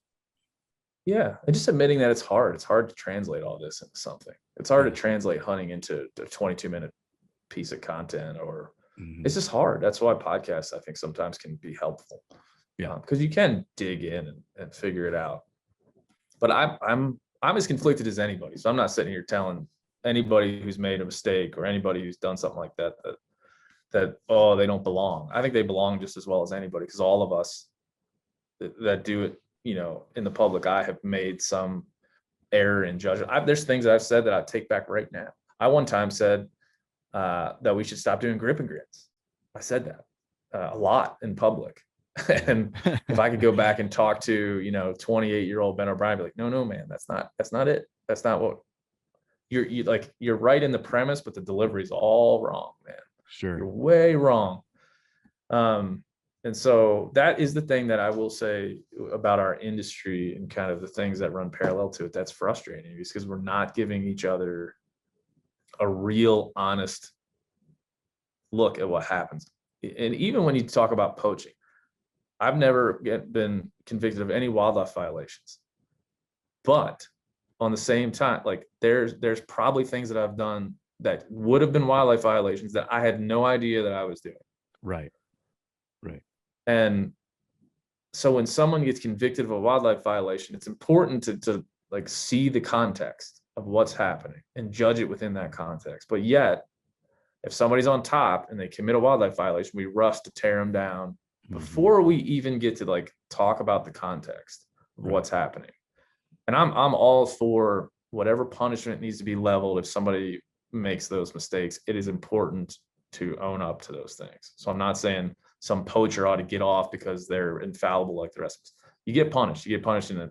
If you live by the sword, you die by the sword. If you live by the public, like if you live by social media engagement and your downloads and your followers, you're gonna die by that thing if you make a mistake. It's just part of that, that exchange.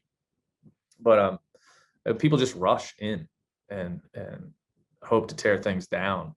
Yeah. Within hunting. So it's I've seen it. I've talked to people that I've talked to female hunters that I really appreciate and had great conversations with. And then afterwards they're like, I think I might not do hunting anymore. Like, what are you talking about there? I just get so much hate. And I'm like, from anti-hunters? No, hunters. Yeah. And it's just like, what kind of world? And so, yeah, I mean, that's another really complicated one. I'm not going to say, oh, I don't read the comments, I'm fine. Like I try to read the comments and understand where people are coming from. And sometimes they're just being mean, man. Yeah. Sometimes they're just being mean. The thing that kind of helps me to like sugarcoat the comments a little bit, is if someone has enough time and energy in a day to go onto your YouTube channel or your Instagram and leave you a negative, nasty comment, man, their life just can't be that great. You have to be just a negative person, probably not enjoying life very much. So I kind of feel bad for them that they can't be positive and be in a happy place. A little bit. Yeah, a little bit. I get mostly positive comments. I'm not in the world. I think if I Googled my name and went to some message boards, I would probably find some things that I didn't like. But I just, most of the things I get are positive. And I see social media anymore is this very positive force that I can use. Its algorithms are confusing. And always think they probably shadow ban me because I like Joe Rogan or something. But yeah, I mean, I think it's a positive force. I think it has more positives than negatives. It's just that we over-index the negatives emotionally. Yeah. We just over-index. You could get 100, and this is psychology 101. You can get 100 self-affirming, you're the best hunter ever. Thank God that you exist on this earth. You've changed my life. And the one guy that cuts deep and he's like, you might be a great hunter, but, and then he cuts you. That thing happens. And I think a struggle, I think probably for most hunting media creators is that you could tend to get this weighty self-image, right? If the way you see yourself is connected to externalities, to people that are saying good things or bad things, when that weighty self-image is connected to the people that follow you or talk to you that you've never met, that just opens up the landscape where they can cut you down just as easily as they build you up. So I've tried to force myself to be better and be so hard on myself that no one could be harder on me than me. I learned that from Joe Rogan. I learned that from being around him and listening to him on his podcast and different things. He taught me that, and it is true. If you're harder on you don't like me because you think I voted for the wrong person. Great. I probably did. I don't know. I'm not a political expert. I'm doing my best to vote for the right thing. Right. I don't know. And when that happens, you're just oh, okay. Yeah, you're probably right. I'm just going to keep getting better every day. I don't know. I've never met you. You might suck too. You seem real smart. So yeah. That's the truth of it all. So I don't know. That's how I process it. But it is, most people I talk to will say that it's not anti-hunters. It's just not. It's not. And if it is, man, I was oh yeah, I understand your point. But tell me about your nonprofit, man. What you got going on there? Well, overall this conversation, I work for a lot of businesses, and you know how businesses are. They like to have numbers and growth and revenue and KPIs. I can't even remember what that stands for, key performance indicators. There's a lot of people in the corporate world that love things like KPIs and ROIs and all these. Yeah, they love the little acronyms. Yeah. Which, fine, whatever. But I don't like that stuff. I try to approach things with a value in mind and try to do better. And so after struggling with a lot of things in hunting, how the paradox of we want people to love hunting, but not everybody can do it because we just don't have the resources for that. It wouldn't work. What do we do? So to me, the media company is for me to try to be able to talk to people, tell them how I feel, and try to convince them that this is a good thing for everybody. But I also felt that we needed something that was real and tangible and personal, so my old podcast at Meat Eater, it's called the Hunting Collective, and we had a pretty good listenership, and we had an exchange of emails every episode. And basically we had a guy named Juan Carlos from the Dominican Republic write in and tell us that he had moved to America and that he was living in the Blue Ridge Mountains of Virginia, I believe, and he needed a hunting mentor. And so he asked me if I'd read it on the air and see if I could get him a few folks to put their hand up. So I did, read it on the air, and we got 50 emails, 40 or 50 emails from people that wanted to mentor Juan Carlos. I was damn, okay, well, sent some people his way. And Juan on the next episode kind of made a joke. Hey, that was our first regional chapter. And we laughed. Well, it turns out that a lot of the listeners of that show took that to heart and started creating like Discord channels, Facebook pages, things to like collect around mentorship. And it took me a while to realize what was happening.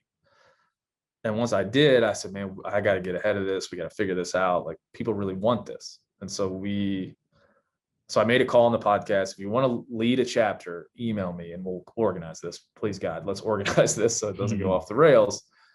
And so I did that. And that week I got hundreds of emails from people that were volunteering as leaders in their state. And at the end of it, we had 41 or 42 state chapters, of this non-existent thing. So that went on for a while. The podcast eventually ended. I left Meat Eater, but it kept going. It just kept snowballing. These people kept joining. They kept mentoring each other. And so last November, we decided, let's get our 501c3. Let's start this thing. Let's rename it the Hunt in Common, because, the members came up with that name because they wanted to keep the acronym THC. And we started a nonprofit. We elected some officers, and all of them were volunteer. We raised some money from all of these volunteers, built a website and a logo, and did all the things that real nonprofits have to do. Mm-hmm. All from funding from our original folks. And I went and talked about it on Joe Rogan's podcast. That helped, as you imagine it might. Of course, yeah. And we got like a flood of people that were interested, and it took us a while to do it right. And now we have still those same volunteers. We have guys in California. We have a former NFL offensive lineman that's our treasurer. We have a biotech entrepreneur in LA that's on our officer team. We got a sales guy from Wisconsin. An electrician from Nebraska. Like this, all these people came together to help lead this organization. And our mission now, a year and some change later, is to create successful long-term mentorships, and that are local as well. So we want to kind of break it all down and say there's somebody near you that is committing to you on a long term, and that wants to that's a good fit for you. If you want to learn to hunt, we're going to find somebody for you that's near you and that can help. So that's kind of where it's come to. We just had our official launch in August, launched our website, launched our brand, launched our social media channels. We are focusing on Wisconsin and California to start. Wisconsin, I think, has almost 20 active mentorships. California has 25 going right now. And we're trying to learn what a mentorship really is. Like, what are the barriers to entry? When do people fall off? When do they have success? So right now we're in this kind of beta process of learning what mentorship is, basically. Yeah. We have a bunch of other leaders in other states that are still working on mentorships, and we are working on a structure that we can take from those two states and transfer it to the rest of the country. And I think that's scalable on a mentorship level. It's not a national campaign. It has nothing to do with a national campaign. It's a state by state by state campaign to have a small amount of mentorships in each state. And then maybe we have big enough numbers to say that we're making a difference on a larger scale. But for now, we have 54-year-old divorce attorneys from San Francisco who've never hunted before, who are going to hunt this year for the first time. And moms who are single moms who want to take their kids to do something engaging that are coming to us, and we're mentoring. And like I said, 40-year-old fathers in LA who are driving to 3 hours or whatever it is to Chico, California, to get mentored by somebody they've never met before. And so, it's really, to me, about those personal stories. Those things are pretty cool to learn. And we got more questions than answers, that's for sure. But we really want to kind of crack the egg of mentorship. Like, what is it? How's it most successful? And how can we be kind of the arbiter of mentorship in a way that helps everybody? So our website's huntincommon.org, and you can go there and get involved. And we need leaders, and we need people that are willing to help. Yeah, guys, and I'll link that up here in the comments. and right here on the screen if you're watching this on the visual. But I like the concept that you have of basically a bunch of fingers out there, extensions of yourselves, mentors in each state that is local, that they may even be able to go out and have a coffee or something together, shake a hand. Yeah. I like that a lot. I think that's a really good concept. And just full transparency, I don't want you to think that I'm some Yahoo that is copying a thing, but I literally just started a hunt mentor program myself, and I call it the Hunt Mentor. What I've done is basically we did a live seminar, had a bunch of people sign up, submit questions, and I just went over questions here on a live Zoom call, and don't have no clue where I'm going to take it, but I think you guys are absolutely doing a great thing, because as me and you grew up, we had someone to mentor us as our fathers or family. A lot of these new hunters don't have that, and the barrier of entry of hunting is enormous. Even just whitetail hunting is enormous, or turkey hunting.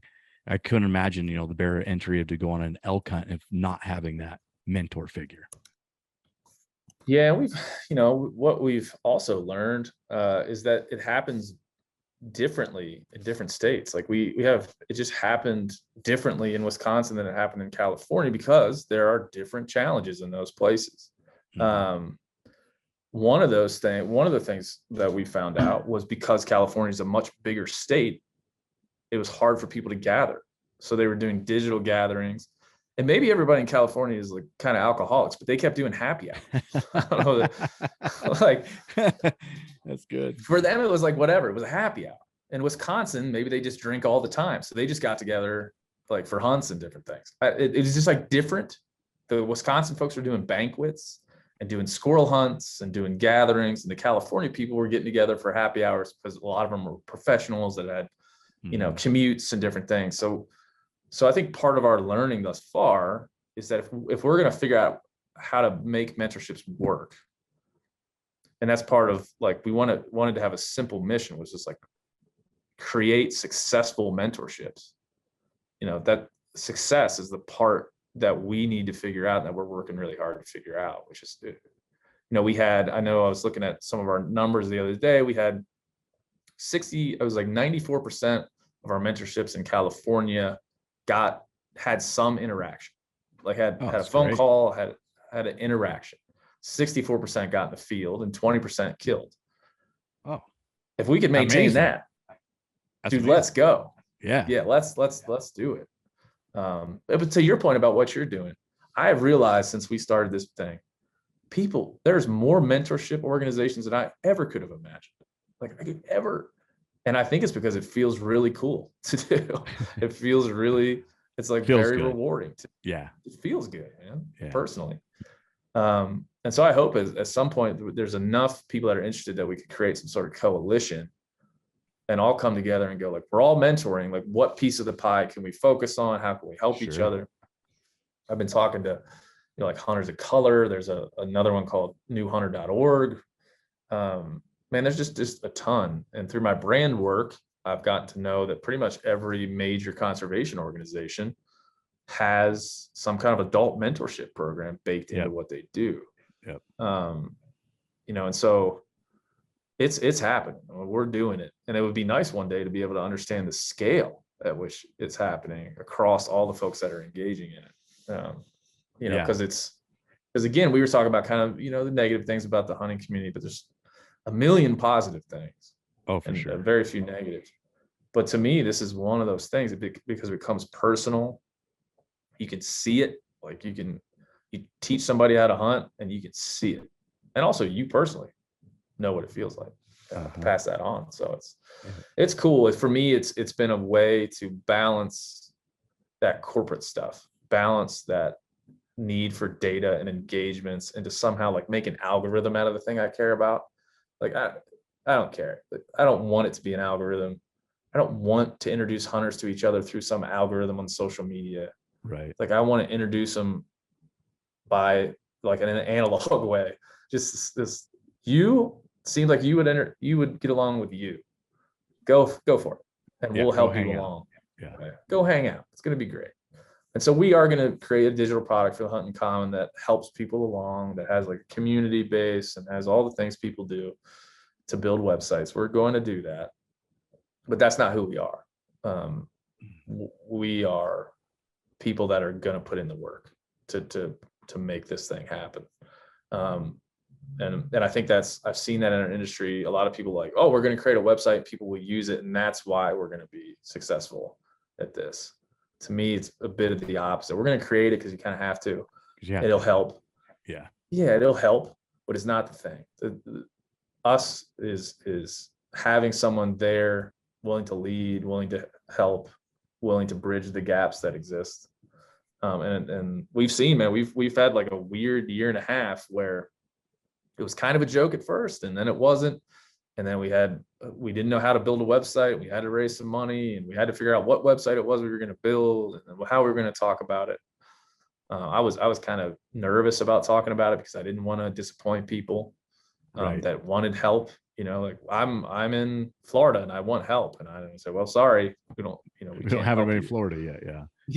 We got this one guy, but he's, so we have slow played the kind of publicity on it, and have really tried to be honest with people that like we're going to get there. So we need two things. One, if you're in California or Wisconsin, we need you to come help us figure out how to make this work. And if you're in another state, we need you to join most likely the group of people that's already there to help, stabilize and get that thing to the level where we know that it can be repeated and it's going to help people. Yeah. And taking it slow. There's another thing I learned from the corporate world. Everything has to grow fast. If it doesn't grow fast, it's not successful. And as soon as you grow, you got to grow more. And so for us with this, we really want to do the opposite. We want it to be grassroots, and it'll grow at the speed that it can grow. Right. Well, and for you guys, it's, corporate world is about numbers and money and covering costs and profitability. And especially if you have investors. For a nonprofit like this, it's not about money unless you need to raise money to help the people in your nonprofit, so it's all about people, not numbers. So I think that's the key thing for you guys. That's great, man. Yeah. And it goes back to like the thing that we were talking about with hunting. This nonprofit for me was a bit of a personal panacea to like, so I could see it in people, and I didn't have to always look at like the numbers, like the views on a YouTube thing or the downloads on a podcast thing. Not that I'm not going to do that, but this helps me balance that and look people in the eye and go, we helped you. This helped you. This is real. And when I go on a show and talk the way I've been talking for the last little bit of time here, I can go back to it and go, yep, every day, every other day, I check in on the nonprofit, and there's another person that has gone through this kind of stuff that I tend to preach about. And that's been helpful to kind of like to return to the personal side of it, that it does help people. And, when I first met this lady named Roberta, who I mentioned that was learning to hunt as a 40-some-year-old single mother, she came walking up to me in a bar in California. We were having like a little gathering of people on our nonprofit. She came walking up, and she was like, is this the hunting mentorship thing? And I was like, yep. Are you here with your husband or son? He's like, no, just me. I was like, she shocked me, man. And then she was like, yep, I went to a butchering class. I've been listening to podcasts and YouTube, and now I'm ready to do it. And I'm here. Let's go. What do you got for me? That is awesome. And I was like, oh, okay. Well, this is, I was kind of like the dog that caught the car. I really wanted this, but I didn't really know what to say or what to do with it. But this nonprofit has helped us kind of process that and say like, yes, this is what you do. And Roberta, since I met her at that bar, has started her own within our nonprofit, her own women's group, where she's helping other women understand the challenges and understand what needs to happen on their end. And so, that's incredibly rewarding. And if it doesn't go anywhere past those couple of things, it will have helped me, but I think it can. I mean, I know it will. Well, it sounds like it could be a big deal for sure. And you're right. That is incredibly rewarding. Having people within your organization organized to help people. That's pretty cool, man. Yeah, it's been cool. And it just reaffirms all the stuff we talked about at the beginning. That not only is it, can I explain it now better than I ever could before, but I can see it. So those two things together are really cool. Well, shoot, Ben, man, I really enjoyed my time talking to you. I know we spent a good amount of time here. I don't want to take any. I know you got more podcasts today to do, so I don't want to take any more. Yeah, time. I'm on a podcast run today. Yeah, unless you got some burning desires you want to share real quick, man. Anything you want to talk about? I want to kill an elk, man. That's my only burning desire right now. I was going to cut my tag on that one I wounded, but I decided against it because my wife was like, "We need the meat, man. What are you doing? Like, don't be too proud, you fool. Get the meat." So I'm looking forward to a lot of things, man. But I do appreciate you thinking of me and having me on, and it's fun to talk with like-minded people about this stuff. It's what I like to do. Absolutely, man. Well, guys, that was Ben O'Brien, and I hope you guys learned a lot, because that was a lot in there and a lot to learn. Watch it, listen to it, watch it multiple times. This is the Western Obsessions TV podcast. Thanks for listening, guys. This is the Western Obsessions TV podcast, where hunting's not a hobby, it's an obsession.